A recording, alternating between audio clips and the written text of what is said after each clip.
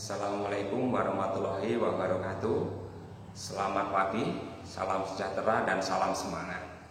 Perkenalkan, nama saya Wahyu Adi Sukrisno. Saya mengajar sejarah wajib dan sejarah peminatan untuk kelas 11 dan kelas 12. Nah, pada hari ini kita akan belajar yaitu tentang kolonialisme dan imperialisme dengan materi pokok yaitu adalah kedatangan bangsa barat ke Nusantara dan awal berdirinya VOC sampai masa berakhirnya VOC.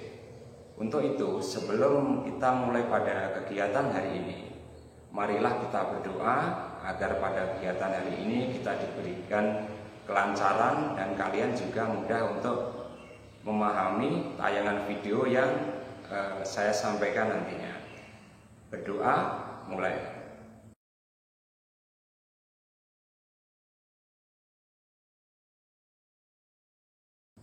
Nah, sebelum mulai ke materi, silahkan kalian persiapkan alat tulis kalian, buku catatan, supaya nanti jika ada pokok-pokok materi yang penting dan kira-kira kalian belum paham, silahkan ditulis, nanti bisa kalian tanyakan secara langsung pada saya. Baik, kita mulai. Nah, kita sering mendengar bahwa Indonesia ini merdeka pada tahun 1945, tepatnya yaitu pada tanggal 17 Agustus 1945. Tapi apakah sepenuhnya negara ini sudah merdeka? Atau mungkin kita masih terjajah? Nah, untuk menjawab pertanyaan itu, marilah kita simak materi untuk hari ini. Memang secara politik kita ini sudah merdeka. Sudah merdeka. Tapi secara ekonomi bagaimana? Apakah sudah merdeka? Tentu saja belum. Ya, jadi masih banyak kesenjangan sosial yang dapat kita lihat di sekeliling kita. Ini menandakan bahwa ternyata Indonesia itu belum sepenuhnya merdeka. Bahkan para ahli mengatakan bahwa negara kita ini sebenarnya masih terjajah oleh kebudayaan, yaitu dengan banyaknya kebudayaan asing yang masuk ke negara ini. Nah, ini adalah salah satu bentuk bahwa ternyata negara ini belum merdeka sepenuhnya. Ya, seperti itu. Dapat dirasakan bahwa kemandirian yang dimiliki oleh bangsa ini itu masih sangat lemah sekali. Salah satunya adalah seperti yang saya sampaikan tadi, bahwa ternyata ini kita masih dijajah secara politik, secara ekonomi dan secara kebudayaan. Nah, itu. Nah, selanjutnya, mengapa hal itu bisa terjadi? Mengapa jati diri bangsa ini belum sepenuhnya merdeka, dan mengapa jati diri bangsa ini masih lemah? Nah, untuk menjawab hal seperti itu, maka kita perlu berkaca pada sejarah Indonesia pada masa lampau, yaitu ketika masa kolonialisme dan imperialisme mulai mempengaruhi atau masuk ke Indonesia, yaitu dengan kedatangan bangsa barat ke wilayah Nusantara. Perlu kita ketahui bahwa kita patut bersyukur kepada Tuhan Yang Maha Esa bahwa kita dikaruniai oleh sumber daya alam yang sangat melimpah, yaitu mulai dari hasil tambang, terus ada lagi hasil hutan, dan kekayaan flora dan fauna. Nah, inilah yang patut harus kita syukuri, yaitu Tuhan telah menganugerahkan alam yang indah ini untuk kita semua. Kekayaan bumi Nusantara telah menyilaukan mata banyak orang, sampai akhirnya orang-orang barat berbondong-bondong untuk datang ke Nusantara, dan mereka menyebutnya bahwa Nusantara ini bagaikan mutiara dari timur. Nah, itulah istilah yang mereka pakai. Sekarang kita dapat melihat orang-orang asing yang datang ke negara kita, yaitu ke Indonesia, itu banyak yang sebagai wisatawan, terus sebagai penanam modal dan lain sebagainya. Nah, tetapi sejarah mencatat pada abad ke-16, mereka ini datang itu untuk berdagang. Ya, jadi mereka berbondong-bondong untuk datang ke Nusantara hanya untuk mencari satu hal, yaitu mencari rempah-rempah. Nah, Mengapa mereka harus mencari rempah-rempah sampai ke Nusantara? Nah, ini disebabkan karena satu, pada waktu itu di Eropa, ya, tepatnya di Konstantinopel, pada tahun 1453, kota tersebut jatuh ke tangan bangsa Turki. Akibatnya apa? Akses perdagangan ke Eropa itu tertutup. Ya, tertutup, dan akhirnya apa? Harga rempah-rempah di pasaran Eropa itu melambung sangat tinggi. Jadi inilah salah satu faktor yang jauh dari Nusantara, ya, jauh dari Nusantara, yang menyebabkan mengapa mereka kok harus keluar dari Eropa. Jadi mencari sendiri letak di mana harus mendapatkan rempah-rempah tersebut. Nah, selain itu ada beberapa tujuan lain, ya, yaitu untuk menemukan yang namanya dunia baru. Nah, di manakah dunia baru tersebut? Nah, di mana tempat yang dimaksud dengan dunia baru itu? Untuk menjawabnya, kita harus kembali lagi ke masa lampau, di mana ketika pada waktu itu Columbus ini pertama kali menemukan benua Amerika secara tidak sengaja. Ya, jadi dalam tanda kutip, sebenarnya Columbus ini sedang tersesat. Dia mengira bahwa di tempat itu adalah negara India. Selain itu, jika dilihat latar belakang lainnya, itu adalah ada yang namanya misi 3G. Apa itu misi 3G? Nah, yaitu satu adalah gold, gospel, dan glory. Yang pertama adalah gold. Apa itu gold? Dalam artian di sini, gold itu adalah memburu kekayaan. Jadi kekayaan yang pada waktu itu yang sangat berharga adalah kekayaan tambang, yaitu seperti emas, perak, dan sebagainya. Selanjutnya yang kedua adalah glory. Glory ini artinya adalah kejayaan. Jadi memburu superioritas, menjadi negara yang unggul, menjadi negara yang disegani, dan lain sebagainya. Yaitu dengan apa? Dengan dapat menaklukkan yaitu bangsa-bangsa lain. Inilah yang namanya glory. Yang ketiga ini adalah gospel. Gospel itu artinya adalah menjalankan tugas suci untuk menyebarkan agama. Nah, pada waktu itu agama yang disebarkan adalah agama Nasrani. Nah, pada awalnya orang Eropa ini hanya ingin mencari dan bertemu yang namanya adalah Prester John. Yang mereka yakini Prester John ini adalah raja Kristen yang bertempat di negara timur. Jadi tidak ada niatan untuk menyebarkan itu pada mulanya. Nah, tapi seiring dengan perkembangan zaman, ya, atau perjalanan sejarah, bahwa mereka juga menyebarkan agama Nasrani tersebut.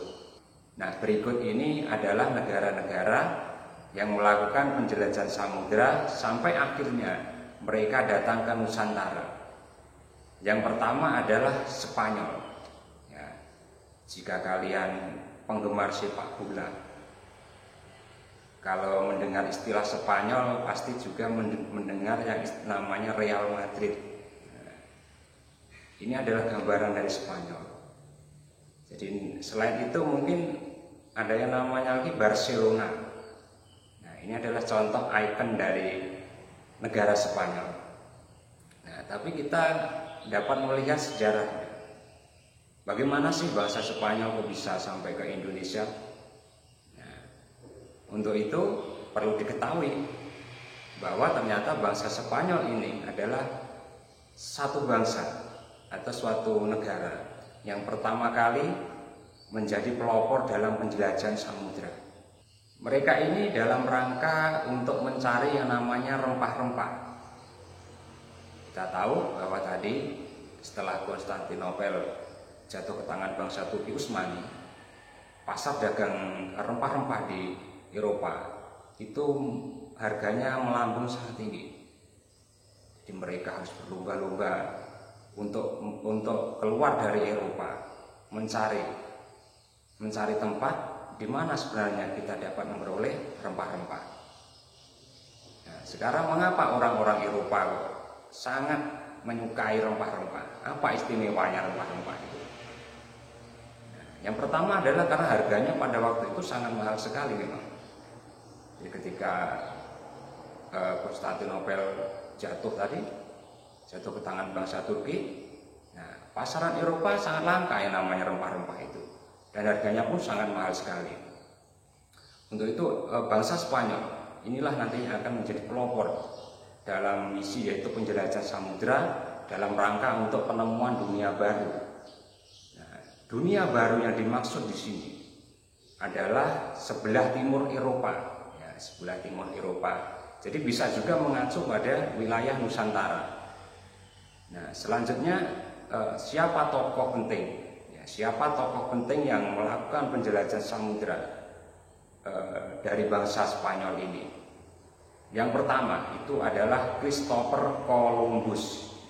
Christopher Columbus adalah salah satu tokoh yang menemukan benua Amerika secara tidak sengaja. Ya, pada waktu itu dia minta izin kepada Ratu Spanyol, yaitu Ratu Isabella, untuk dapat berangkat menjelajah samudra atau menemukan dunia baru dengan keyakinan bahwa bumi itu adalah bulat. Itu sesuai dengan teori Kopernikus, ya, yang menyatakan bahwa bumi itu bulat. Nah, dengan pendapat seperti itu, artinya kalau kita berangkat dari utara, maka kita akan kembali lagi ke utara. Nah, keyakinan itulah yang mendorong Columbus beserta rombongannya untuk melakukan perjalanan atau penjelajahan samudra dalam rangka menemukan dunia baru. Christopher Columbus berangkat dari Spanyol itu pada tanggal 3 Agustus tahun 1492. Columbus berangkat dari Spanyol itu menuju ke arah barat, dan tepat pada tanggal 6 Agustus pada tahun yang sama, Christopher Columbus sampai di sebuah pulau yang namanya adalah Pulau Kenari. Pulau Kenari ini letaknya ada di benua Afrika. Ekspedisi selanjutnya itu dilanjutkan dengan mengarungi lautan yang sangat luas, yang dikenal dengan namanya yaitu Samudra Atlantik. Akan tetapi nasib buruk menimpa rombongan Columbus ini ketika mereka sedang mengarungi Samudra Atlantik, yaitu adalah kapal yang ditumpangi oleh rombongan Columbus ini mengalami kerusakan, sehingga mereka hampir putus asa untuk melanjutkan perjalanan. Namun Columbus tetap memberikan sebuah semangat dan dorongan, yaitu untuk tetap melanjutkan perjalanan tersebut. Sampai akhirnya pada tanggal 12 Oktober 1492, rombongan Columbus berhasil mendarat di sebuah kepulauan yang bernama adalah Kepulauan Bahama. Nah, letaknya ada di benua Amerika. Pada waktu itu dia mengira bahwa tempat ini adalah India. Dia mengira bahwa tempat ini adalah India. Karena apa? Dia menemukan atau bertemu dengan orang-orang seperti atau mirip dengan orang Asia. Nah, orang-orang itulah nanti yang kelak dinamakan yaitu orang India. Tempat mendaratnya Columbus di Kepulauan Bahama ini kelak dinamakan yang namanya San Salvador. Dinamakan yaitu San Salvador. Berikutnya Columbus kembali lagi berlayar menuju yang namanya negara Haiti. Jadi kalau sekarang nama negaranya adalah Haiti, terletak di Amerika Tengah. Merasa ekspedisinya sudah berhasil, maka Columbus kembali ke Spanyol, yaitu dengan melapor kepada Ratu Isabella bahwa dia telah menemukan yang namanya dunia baru. Keberhasilannya dalam mendarat di Haiti dan Bahama membuat Columbus dijuluki sebagai seorang penemu benua Amerika. Jadi petualangan tidak sampai di situ. Keberhasilan Columbus yang bisa dikatakan yaitu adalah tersesat sampai ke benua Amerika. Itu memotivasi atau mendorong para pelaut dari bangsa Spanyol lainnya untuk dapat menjelajahi samudera. Karena apa? Pada waktu itu ketika Columbus kembali ke Spanyol, itu Columbus tidak membawa apa yang diinginkan, yaitu rempah-rempah.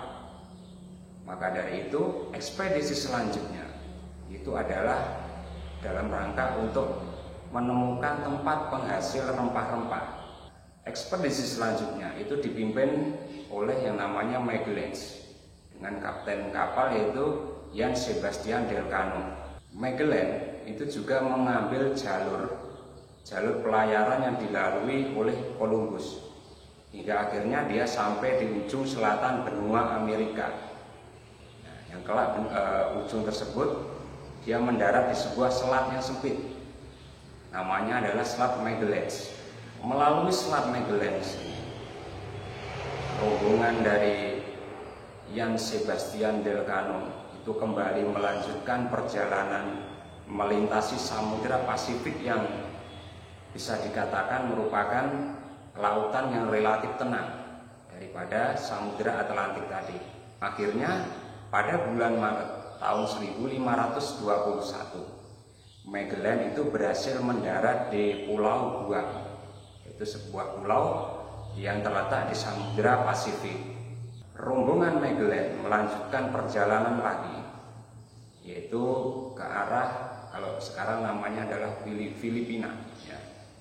Mereka itu tiba di sana pada bulan Maret tahun 1521. Rombongan Magellan kembali lagi untuk melanjutkan perjalanan hingga pada akhirnya pada bulan April tahun 1521 berhasil merapatkan kapalnya itu di Pulau Massawa. Pulau Massawa itu kalau sekarang namanya adalah negara Filipina. Magellan menyatakan bahwa tempat ini menjadi koloni dari bangsa Spanyol. Tindakan Magellan yang mengklaim bahwa tempat ini merupakan koloni dari Spanyol mendapat perlawanan dari masyarakat sekitar. Nah, pada waktu itu Magellan terbunuh pada saat perlawanan dengan masyarakat sekitar. Rombongan Magellan yang selamat dari pembunuhan, mereka melanjutkan perjalanan ke arah selatan dengan kapten kapal yaitu Sebastian Elcano hingga akhirnya mereka mendarat di Pulau Maluku pada tahun 1521. Ternyata di Pulau Maluku ini adalah daerah penghasil rempah-rempah. Tanpa berpikir panjang, kapal mereka pun dipenuhi dengan yang namanya muatan rempah-rempah. Dikisahkan atas bantuan dari para pelaut Nusantara, mereka dapat berlayar kembali ke barat dan akhirnya tiba di Spanyol dengan selamat. Nah, Magellan ini juga dikisahkan sebagai orang yang pertama kali mengelilingi dunia. Apakah benar seperti itu? Selanjutnya adalah Portugis. Melihat keberhasilan Columbus dalam menjelajahi samudera dan menemukan dunia baru, membuat penasaran Raja Immanuel I. Raja Immanuel I ini adalah raja dari bangsa Portugis. Dia mengutus pelaut ulung yang bernama Vasco da Gama untuk mencari tempat atau daerah penghasil rempah-rempah. Nah, Vasco da Gama itu berangkat keluar dari Portugis melewati jalur yang berbeda.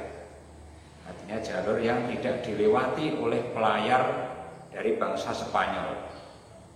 Dengan tujuan adalah supaya lebih cepat sampai ke lokasi penghasil rempah-rempah. Kebetulan sebelum Vasco da Gama itu sudah ada pelaut dari Portugis yang sudah mencoba mencari tempat atau daerah baru penghasil rempah-rempah yang bernama Bartolomeus Dias. Bartholomeus Dias ini melakukan pelayaran dengan menyusuri pantai barat Afrika. Nah, pada tahun 1488, kapal dari Bartholomeus Dias ini terkena ombak besar sehingga mengalami kerusakan dan terdampar di sebuah tempat yang dinamakan Tanjung Harapan. Nah, Bartholomeus Dias ini tidak melanjutkan perjalanannya, tapi dia memilih berbalik untuk menuju Portugis atau Portugal. Kalau sekarang namanya adalah negara Portugal. Pada tahun 1497, Vasco da Gama melakukan penjelajahan. Nah, Vasco da Gama melakukan penjelajahan juga melewati jalur yang dilalui oleh Bartholomeus Dias. Dia juga singgah di Tanjung Harapan, dan atas bantuan dari pelaut bangsa Mor, Vasco da Gama akhirnya melanjutkan menyusuri perjalanan, yaitu melewati pantai timur Afrika, hingga pada akhirnya pada tahun 1498 rombongan Vasco da Gama sampai di Calicut, India. Nah, ada pemandangan yang sangat menarik di Calicut ini, yaitu banyak ditemukan yang namanya batu padrau. Nah, batu padrau ini adalah simbol bahwa tempat itu adalah tempat yang sudah dikuasai oleh Portugis. Jadi setiap daerah yang dipasang batu padrau ini menandakan bahwa daerah tersebut sudah dikuasai Portugis. Nah, Vasco da Gama juga berhasil membangun sebuah kantor dagang, yaitu tepatnya di daerah Goa, India. Nah, di sanalah dia diangkat menjadi penguasa Goa atas izin dari Raja Immanuel I atau raja dari Portugis. Setelah beberapa tahun tinggal di India, dia menyadari bahwa India bukanlah tempat penghasil rempah-rempah. Akhirnya Vasco da Gama beserta rombongan mencari informasi terkait daerah mana yang sebenarnya menjadi penghasil rempah-rempah. Mereka mendengar bahwa Malaka adalah pusat perdagangan rempah-rempah.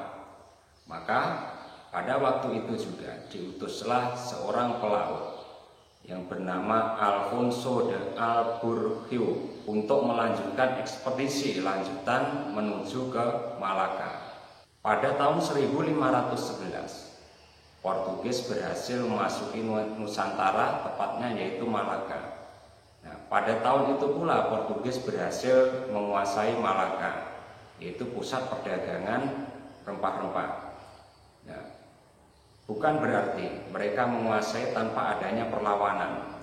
Banyak sekali perlawanan yang dapat dikatakan, yaitu mengusir bangsa Portugis untuk keluar dari Malaka. Posisi Portugis semakin kuat ketika Portugis memperluas monopoli perdagangannya, yaitu sampai ke Maluku, yaitu tempat di mana penghasil utama dari rempah-rempah yang sangat diperlukan di pasaran Eropa. Selanjutnya yang ketiga adalah Belanda. Mendengar keberhasilan dari Spanyol dan Portugis dalam menemukan dunia baru, maka membuat penasaran bangsa Belanda.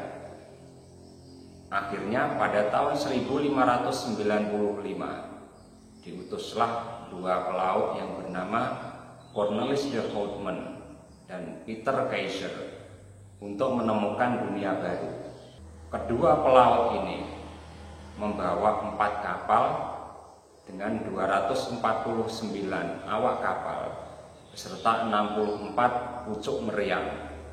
Cornelis de Houtman melakukan penjelajahan samudra dengan mengambil rute yang sama, yaitu rute yang pernah dilalui oleh bangsa-bangsa Portugis untuk menuju daerah Nusantara.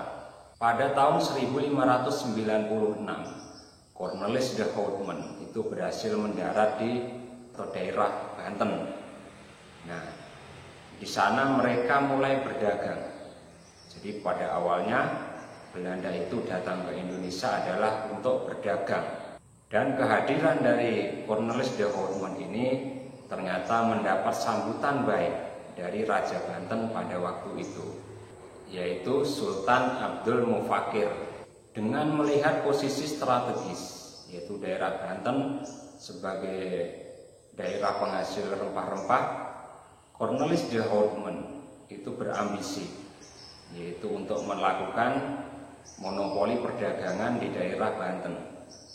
Dengan kesombongannya, keangkuhan yang dilakukan oleh Cornelis de Houtman, maka lambat laun rakyat Banten mulai membenci, yang hingga pada akhirnya mereka mengusir para pelaut dari Belanda ini untuk keluar dari daerah Banten. Akibat tindakan tersebut, maka Cornelis de Houtman kembali lagi ke negeri Belanda. Setelah Cornelis de Houtman tiba di Belanda, maka ekspedisi selanjutnya itu dilanjutkan oleh Van Heemskerck. Van Heemskerck lebih hati-hati ketika dia sampai di Banten. Artinya dia lebih kooperatif dan bekerja sama dengan pemerintahan Banten pada saat itu. Van Heemskerck tiba di Banten pada tahun 1598 dan diterima baik oleh Raja Banten, yaitu karena sikapnya yang lebih hati-hati. Di sini dimaksudkan adalah untuk mengambil perhatian dari pemerintah atau kerajaan Banten pada waktu itu. Artinya supaya tidak terulang lagi kejadian seperti yang sudah dialami oleh Cornelis de Houtman. Selanjutnya, kapal-kapal Belanda mulai melakukan perdagangan di daerah tersebut. Sampai akhirnya kapal-kapal tersebut sampai di Kepulauan Maluku yang dipimpin oleh Jacob van Eyck, yaitu pada tahun 1599. Kedatangan orang-orang Belanda di Maluku ini disambut baik oleh rakyat Maluku, karena kebetulan pada saat itu Maluku itu sedang berseteru atau konflik dengan bangsa Portugis. Nah, akhirnya orang-orang Belanda itu mendapatkan keuntungan yang berlimpah dari rempah-rempah yang ada di Maluku, sehingga pada akhirnya banyak sekali pedagang yang berdatangan untuk menuju ke Kepulauan Maluku. Yang terakhir adalah bangsa Inggris. Perlu diketahui keberhasilan bangsa Portugis dalam menemukan penghasil rempah-rempah membuat Eropa Barat menjadi daerah yang berkembang sangat pesat dalam bidang perdagangan rempah-rempah, tepatnya yaitu di kota Lisabon atau ibu kota dari Portugis. Akan tetapi pada waktu itu Inggris sedang bersengketa atau konflik dengan Portugis terkait perang 80 tahun yang akhirnya berakibat buruk pada bangsa Inggris sendiri, yaitu tidak bisa melakukan perdagangan rempah-rempah atau mendapatkan rempah-rempah langsung dari Portugis. Nah, akhirnya apa? Inggris harus mencari sendiri, mencari tempat di mana rempah-rempah itu berasal, di daerah mana rempah-rempah itu berasal. Akhirnya para pelaut dari bangsa Inggris itu berbondong-bondong untuk mencari tempat penghasil rempah-rempah tersebut. Sampai akhirnya pada tahun 1600 para pelaut Inggris ini telah sampai di India. Nah, di India ini bangsa Inggris atau pelaut-pelaut Inggris ini mendirikan sebuah kongsi dagang. Karena apa? Sudah berhasil menguasai tanah India tersebut. Nah, kongsi dagang tersebut dinamakan yaitu EIC atau East India Company. Nah, selanjutnya pada tahun 1811 Inggris juga berhasil memegang kendali di tanah India atau sering disebut juga dengan Nusantara. Nah, itulah sekilas bangsa-bangsa Barat yang datang ke Indonesia untuk mencari rempah-rempah, yang akhirnya nanti akan menjadi motivasi untuk kolonisasi dan menanamkan imperialisme di Nusantara.